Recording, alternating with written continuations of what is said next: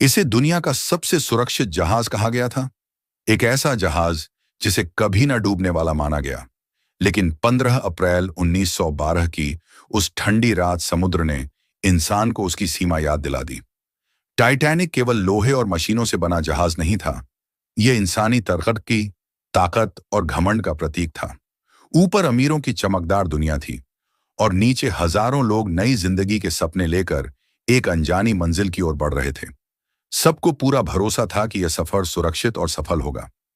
सफर के दौरान हिमखंडों की कई चेतावनियां मिली, लेकिन गति कम नहीं की गई।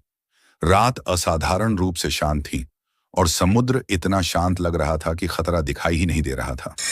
फिर रात के 11:40 पर एक हल्का सा झटका लगा। कोई धमाका नहीं हुआ, कोई चीख नहीं उठी, बस एक अजीब सी खामोशी छा गई। लेकिन जहाज के अंदर पानी तेजी से भरने लगा और टाइटैनिक धीरे धीरे मौत की ओर बढ़ने लगा।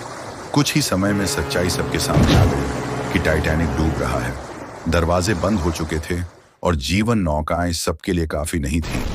कहीं संगीत बजता रहा, कहीं लोग आखिरी बार एक दूसरे का हाथ थामे खड़े रहे। माएं अपने बच्चों को सीने से लगाए रहीं और डर, उम्मीद और बेबसी एक साथ मौजूद थे। फिर वह भयावह पल आया जब टाइटैनिक दो हिस्सों में टूट गया। चीखें अंधेरी रात को चीरती हुई गूंज उठी और कुछ ही पलों बाद समुद्र फिर से शांत हो गया।